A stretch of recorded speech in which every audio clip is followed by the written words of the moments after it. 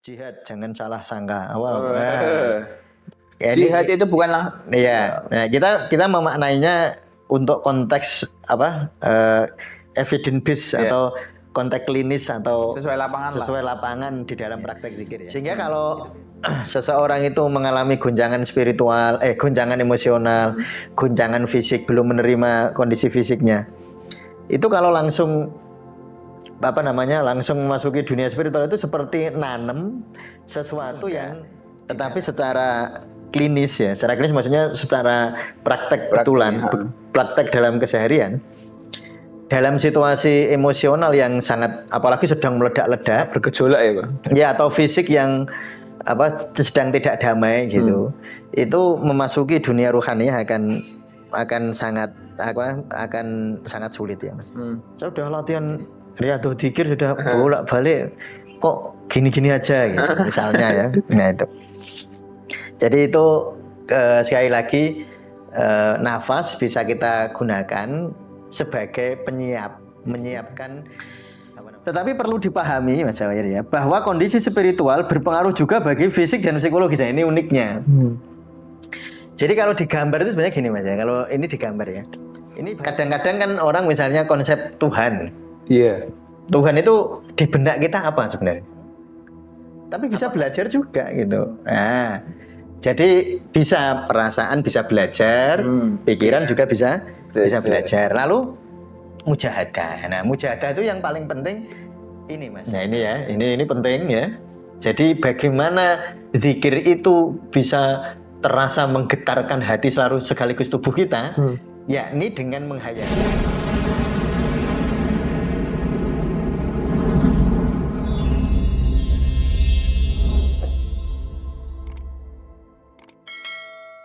Assalamualaikum warahmatullahi wabarakatuh. Waalaikumsalam warahmatullahi wabarakatuh. Kali ini kita kembali lagi di ngaji panduan praktis zikir nafas. Ya sebelum ngaji kan Mas Jawahir ya, saya ingin menyampaikan ke kawan-kawan sufi semua bahwa di bulan Februari nanti tanggal 8 ya. Tanggal 8 Februari hari Ahad Ba'da Isya kita akan ada webinar Isya Semarang.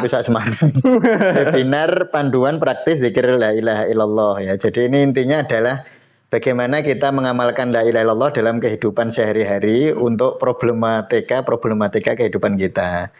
Baik problematika tentang keluhan fisik, keluhan mental ya. Nanti kita akan adakan webinarnya. Nanti untuk hal-hal yang bersifat teknis nanti akan disampaikan oleh Mas Jawahir di akhir sesi ya. Sekarang kita ngaji zikir nafas ya. Kita masuk ke halaman berapa? 18 ya Mas Jawahir ya? 18 paragraf 1, 2, 3 dari bawah ya. Nah, langsung saya baca yang sudah megang bukunya ya di halaman 18.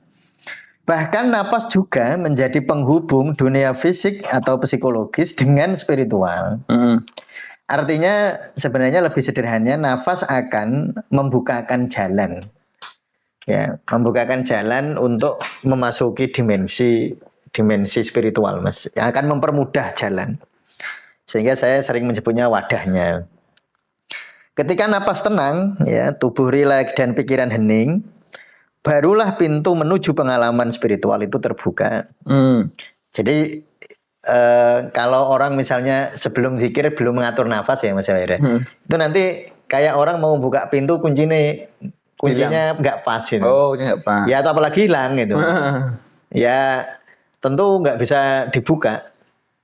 Nah sehingga kalau kita ingin mempermudah ya orang mengakses, ya kita sebut saja alam jabarut atau kita sebut alam rohaniah atau alam spiritual ya, itu kuncinya adalah di pernafasan ya. Sulit merasakan koneksi spiritual jika tubuh diliputi ketegangan dan pikiran dipenuhi kekhawatiran. Jadi kalau orang itu misalnya ada orang itu khawatir dulu ya Mas Jawahir ya, khawatir, cemas, itu akan mempersulit orang untuk memasuki dunia spiritual.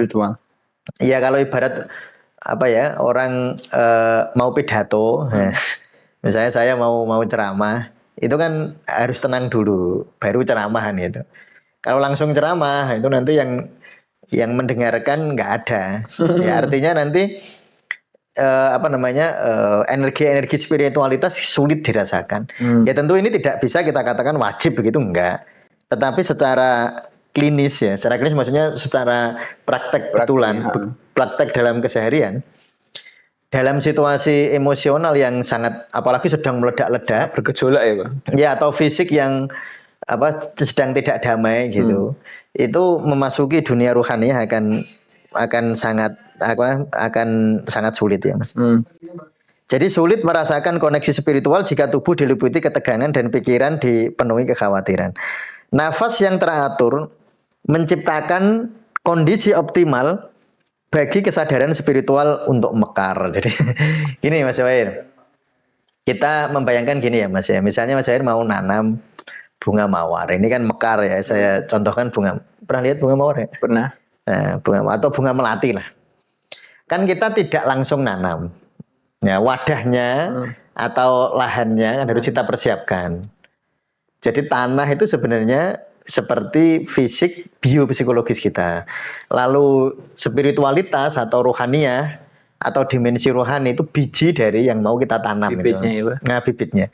Sehingga kalau seseorang itu mengalami gonjangan spiritual, gonjangan emosional, gonjangan fisik, belum menerima kondisi fisiknya, itu kalau langsung langsung memasuki dunia spiritual itu seperti nanam sesuatu yang di dalam di dalam tanah yang kering, Mas. Mau menanam sesuatu di tanah yang kering itu tentu mengalami kesulitan yang luar biasa ya. Ya kita tidak mengatakan pasti tidak tumbuh, enggak, tetapi akan mengalami kesulitan.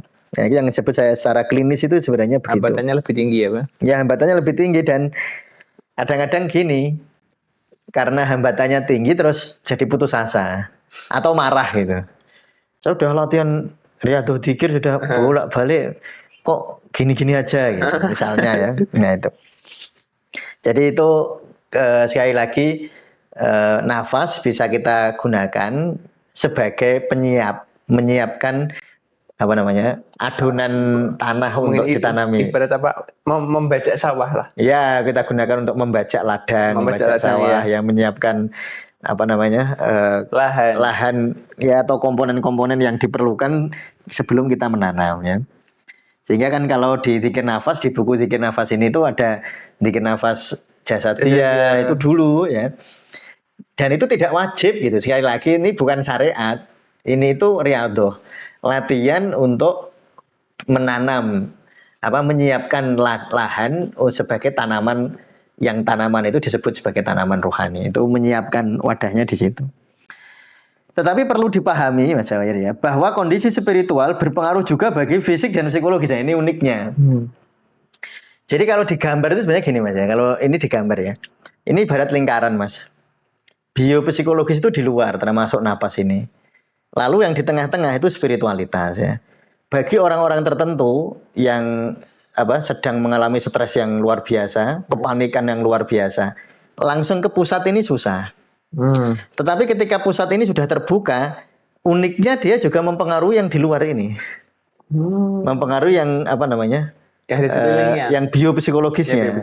Itu dipengaruhi juga oleh kondisi spiritualitas.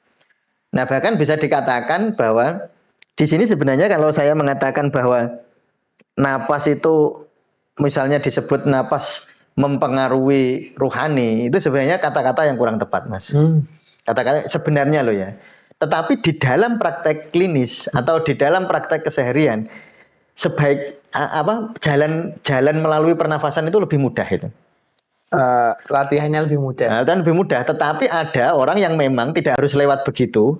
Ya intinya gini, nggak harus lewat dzikir nafas jasadiyah, langsung dzikir nafas fana ya ada. Bisa karena memang spiritualitas itu sebenarnya nggak dipengaruhi, tidak dipengaruhi cuma secara klinis. Ini maksudnya itu gini Mas. Kenyataan di lapangannya. Kenyataan di lapangan ya. Jadi kenyataan di lapangan walaupun teorinya enggak.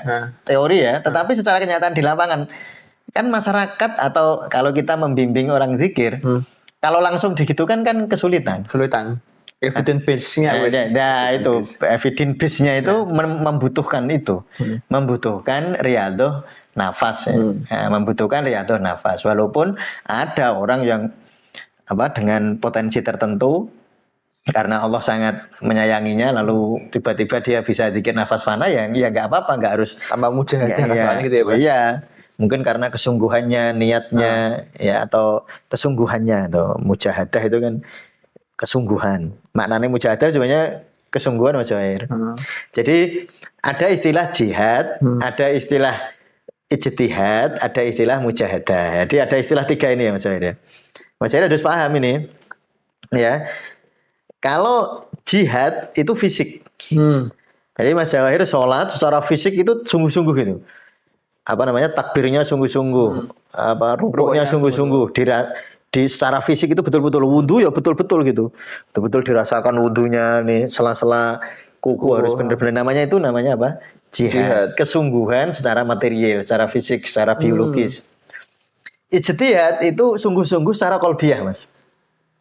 Secara psikologis. Ya, secara psikologis. Jadi misalnya kalau di dunia fikih kan ada istilah ijtihad. Para para imam mazhab, misalnya Imam Syafi'i, Imam Hambali, Imam Maliki, Imam Hanafi misalnya, itu kan melakukan namanya apa? Ijtihad melalui analisis terhadap teks-teks agama, lalu konteks-konteks budaya, konteks-konteks ini. Juga, ya, Pak? Oh iya. Itu lalu memunculkan sebuah perangkat atau perangkat usul fikih. Usul fikih itu perangkatnya, Mas. Lalu hasilnya fikih namanya. Nah, hasilnya fikih. Jadi perangkatnya namanya usul fikih. Lalu usul fikih ini menghasilkan fikih. Itu hasil analisis sintesis dari orang-orang yang sangat para cerdik pandai. Itu namanya ijtihad. Nah, kalau mujahadah itu kesungguhan secara rohani. Ya terkenal lah kalau di Indonesia ini mau mujahadah. Saya mau mujahadah dulu. Mujahadah. Tapi kalau mujahadah ternyata yang sungguh hanya fisiknya, berarti baru jihad. Nah, kalau baru pikirannya sungguh-sungguh, berarti baru ijtihad. Lalu paling puncak itu namanya mujahadah. Nah, mujahadah sering harus diawali dengan jihad. Nah, misalnya ini nanti jadikan judul, jihad jangan salah sangka. Jihad itu bukanlah. Iya. Nah, kita memaknainya untuk konteks evidence based atau konteks klinis atau sesuai lapangan di dalam praktek zikir ya. Itu biasanya jihad dulu. Misalnya contoh ini ya.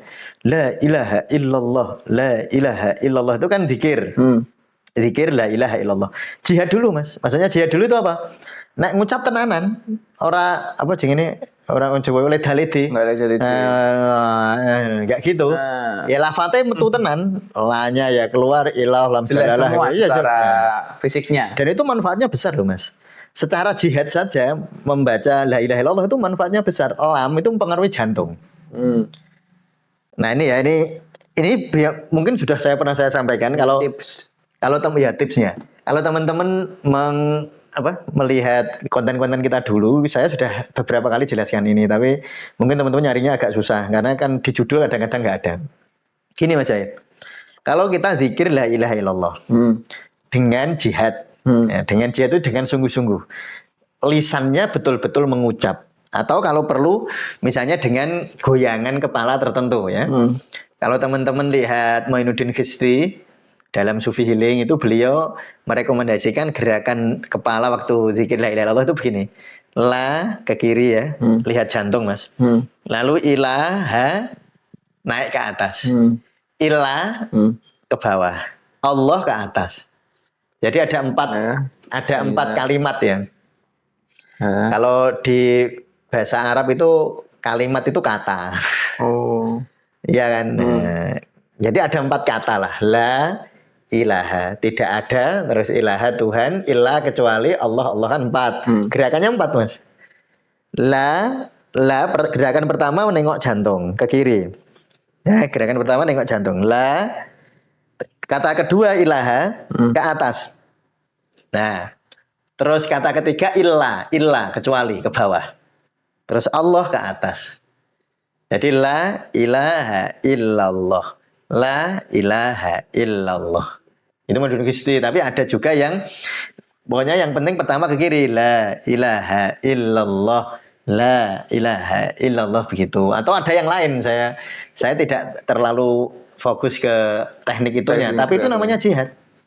Nah, sehingga kalau orang ini dari aspek lafadznya saja la ilaha illallah ya Mas. Itu sebenarnya kita nanti ini di la ilaha illallah itu begitu ya. Kita bongkar itu. Secara fisik itu gini Mas. La itu sebuah kata jika diucapkan lam itu dia mempengaruhi jantung. Nah, kalau kita ini sinkronkan dengan ayat Al-Quran, ala bizikrillahi tatmainnul qulub. Zikir itu menenangkan jantung.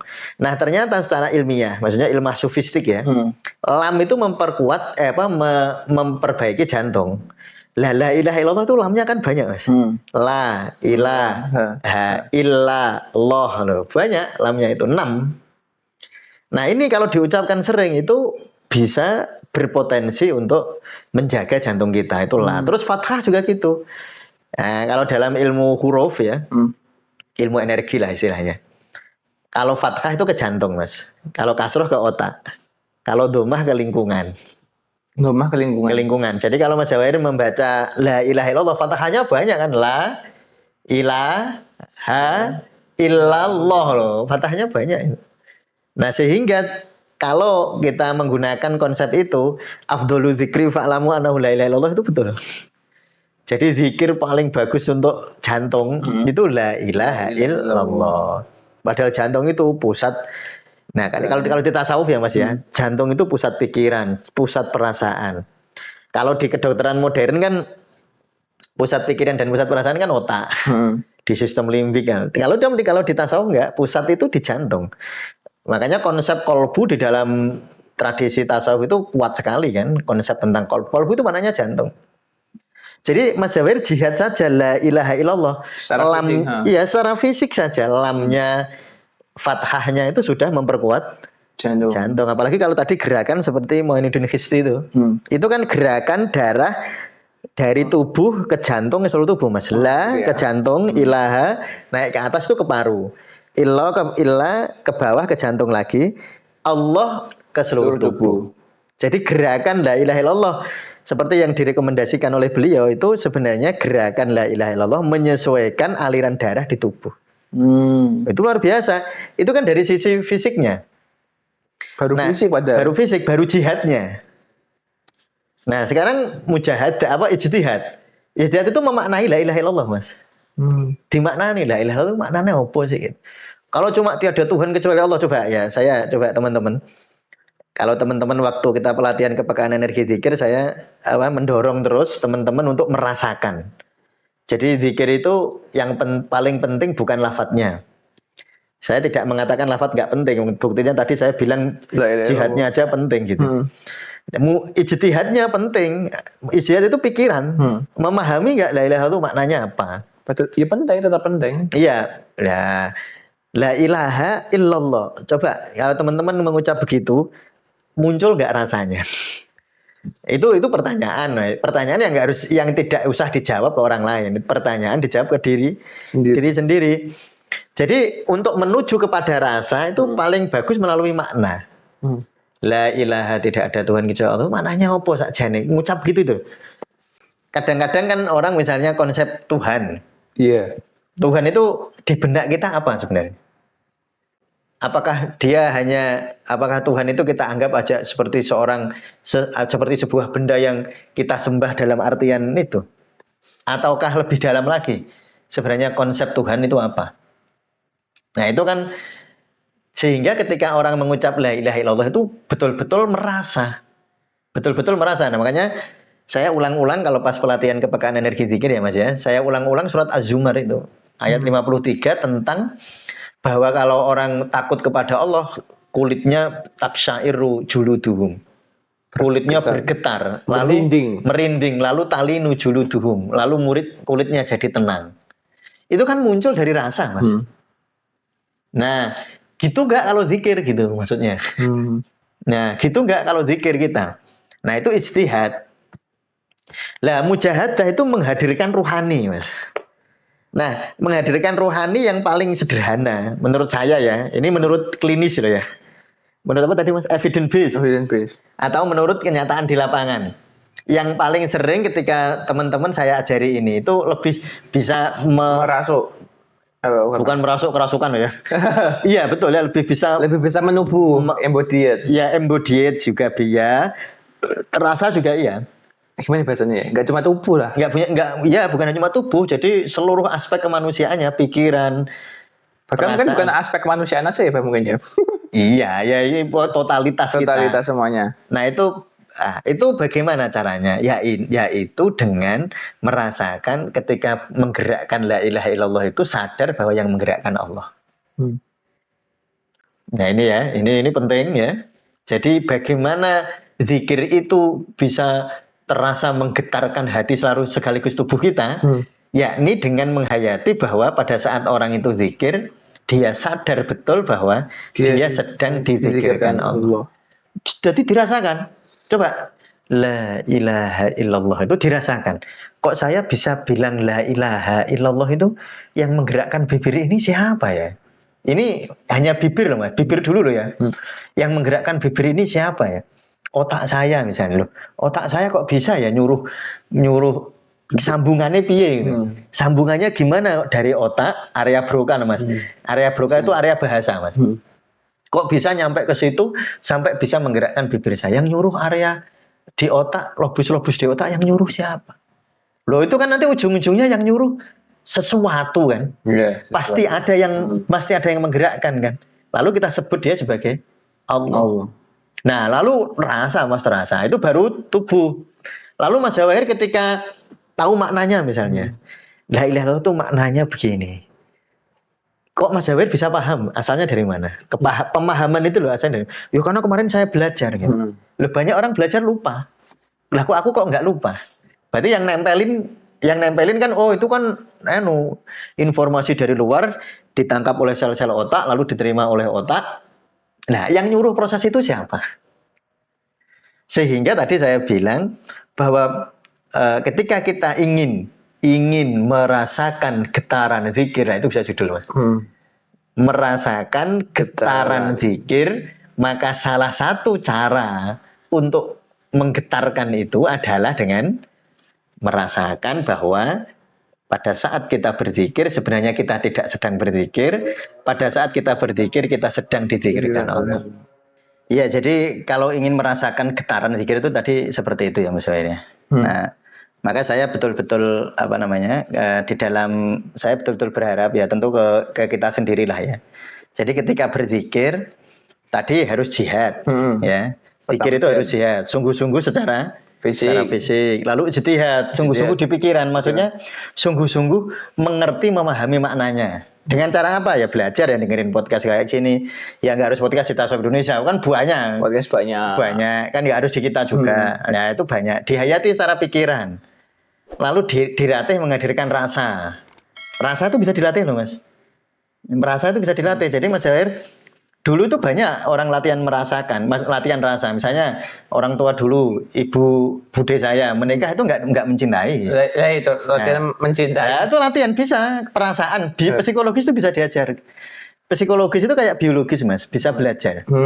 Mbak Yu saya itu dulu sama mas saya masih bar itu nggak seneng, tapi bisa belajar juga gitu. Nah, jadi bisa perasaan bisa belajar, pikiran juga bisa belajar. Lalu mujahadah. Nah, mujahadah itu yang paling penting ini Mas, kerendahan hati. Yaitu kerendahan hati merasa bahwa sesungguhnya kita ini tidak sedang berzikir tetapi kita ini dizikirkan Allah. Nah, caranya seperti tadi. La ilaha illallah, coba rasakan waktu mulut bergerak, waktu pikiran melintas, waktu rasa muncul. Coba dirasakan dari mana semua itu berasal. Nah, saya kira gitu ya. Seperti tadi saya janji di awal, Mas Jawahir akan mengumumkan sebuah acara atau event dari Tasawuf Indonesia nanti tanggal 8 Februari akan ada panduan webinar panduan praktis zikir la ilaha illallah. Silakan Mas Jawahir diumumkan. Baik, kawan sebelum Anda berada, Insya Allah kami Tasawuf Indonesia akan mengadakan webinar panduan praktis zikir nafas. Panduan praktis zikir la ilaha illallah maksudnya. Oh ya. Tapi base-nya zikir nafas. Iya itu. Teman tidak lanjutnya zikir la ilaha illallah.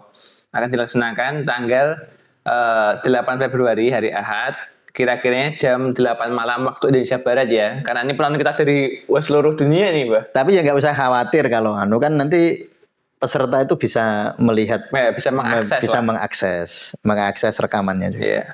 Jadi ini langsung saya ke biaya pendaftarannya, Pak. Oh iya Ini pasti langsung. pertanyaan banyak banget. Iya. Jadi mulai tanggal 7 kemarin sampai tanggal 15 Januari, jika mengikuti webinarnya saja dikenai biaya sebesar Rp25.000. Ya nggak besar, kecil sih bagi saya. Ya, itu tanpa buku Rp25.000 hanya mendapatkan mengikuti webinar dan mendapatkan elektronik sertifikat atau e-sertifikat berupa PDF. Nanti bisa kalian print atau dipajang atau dibuat spanduk, terserah kalian, boleh. Dan jika membeli sekaligus bukunya, Ya, sekaligus bukunya ini. akan mendapatkan bonus 20 audio tutorial tentang praktiknya zikir nafas, zikir la ilaha illallah secara detail. Begitu, dan mendapatkan elektronik sertifikat. Yang jelas kalau membeli buku akan mendapatkan bonus juga 20 audio tutorial. Ya. Nah, dengan harga 150.000 pada tanggal 7 sampai tanggal 15 Januari 2026. Nah, selanjutnya tanggal 16 sampai tanggal 29 Januari, jika mengikuti webinar saja akan mendapatkan biaya sejumlah Rp35.000 dan mendapatkan elektronik sertifikat. Dan jika membeli bukunya pada tanggal 16 sampai 29 Januari 2026 dikenai harga Rp175.000 dengan bonus 20 audio tutorial. Nah, selanjutnya tanggal 30 sampai 7 Februari bagi yang mendaftar tanggal itu, webinarnya saja akan dikenakan biaya sebesar Rp50.000. Dan bagi yang ingin menambah dengan membeli bukunya, bukan menambah ya, totalnya ya, tanggal 30 sampai 7 Februari dikenai harga sebesar Rp200.000 buku plus bonus 20 audio tutorialnya. Begitu. Untuk informasi lebih lanjut silahkan menghubungi admin. Nanti saya tampilkan di sini nomornya. Atau bisa cek di deskripsi atau cukup komentar saja, nanti akan dibalas oleh admin kami. Terima kasih, begitu saja ya, Pak. Ya, sudah saja. Terima kasih. Bagaimana sepi Anda berada, silahkan berkomentar. Wassalamualaikum warahmatullahi wabarakatuh. Waalaikumsalam warahmatullahi wabarakatuh.